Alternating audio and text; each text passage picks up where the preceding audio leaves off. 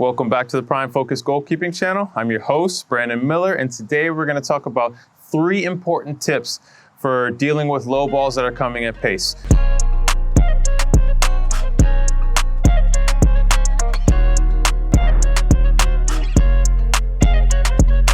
Managing low balls and killing the pace of these balls in order to control them, as opposed to giving up a lot of the rebounds that you'll see sometimes. So we want to talk about the 3 basic techniques, the basic tips that you should focus on so that you can start to deal with these faster paced balls. Now, Coach Pablo is going to be our example today, and we are going to talk about the first tip, which is getting your hands low enough. That's the biggest issue that we see with a lot of goalkeepers. They don't get their hands low enough to the ground. They want to go right here and have their head up, and the pace of the ball scares them a little bit, so they're so worried about that ball coming in, they're just throwing their hands there, they're not getting down low enough. The first thing we want to focus on is getting your hands down low enough. So we're going to start out with easier balls, but seeing that ball coming in, see where Coach Pablo's hands are every single time.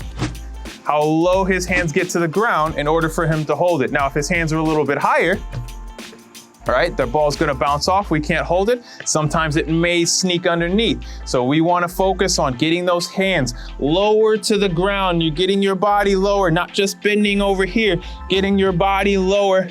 Whether you wanna drop the knee or not is your decision, but getting lower to the ground, getting your hands close enough to the ground so where that ball can't slip through at all. So let's do a couple more. Ball comes in, those hands are low. Look at his hand shape and how he's squeezing that ball. All right, so that's the first point.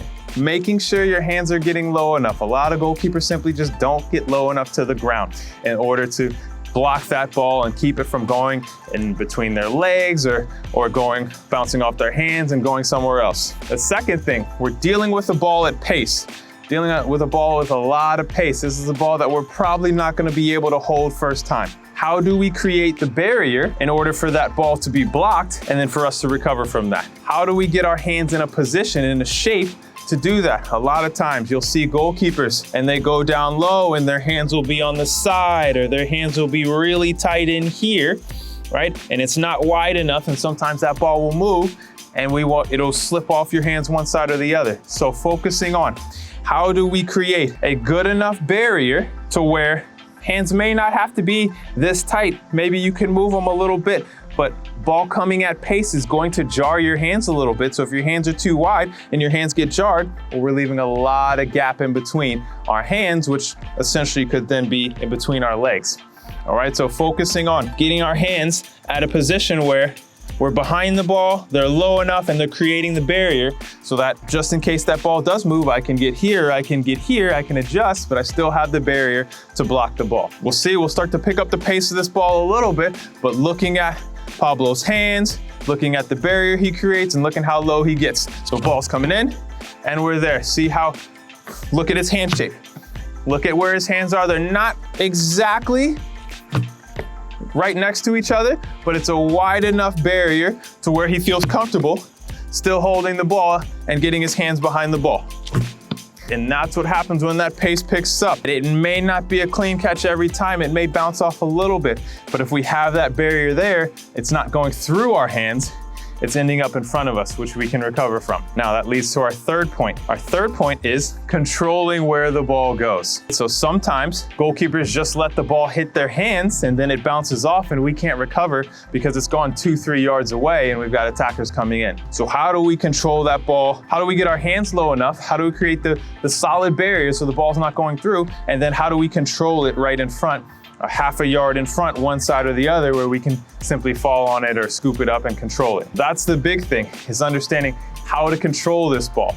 And a big part of that is getting your body behind the ball. If you're simply just here and you're relying just on your hands and your arms, it's gonna be really tough to control a ball coming at a really fast pace, right? So sometimes it's important to get that barrier down there to help you control where the ball goes and then maintaining balance so that I can adjust one side or the other to go get the ball.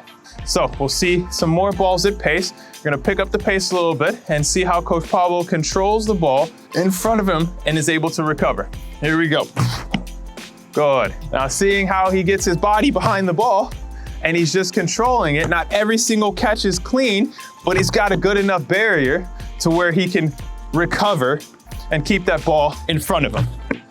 So those are the 3 biggest things. Getting your hands low enough, that's the biggest one. If your hands aren't low enough, that ball's going to slip underneath. It's gonna slip a bunch of other places. And making sure we create that solid barrier.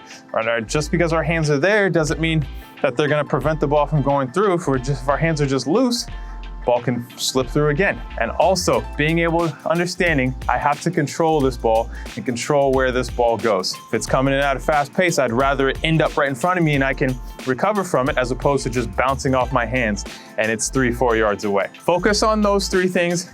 Dealing with powerful shots that are coming in low. Once you start to master that, you'll be able to control a lot of these rebounds and you won't have a lot of these issues of giving up some of these soft goals. If you have any questions or any comments, as always, leave them in the comments section. But until next time, stay focused.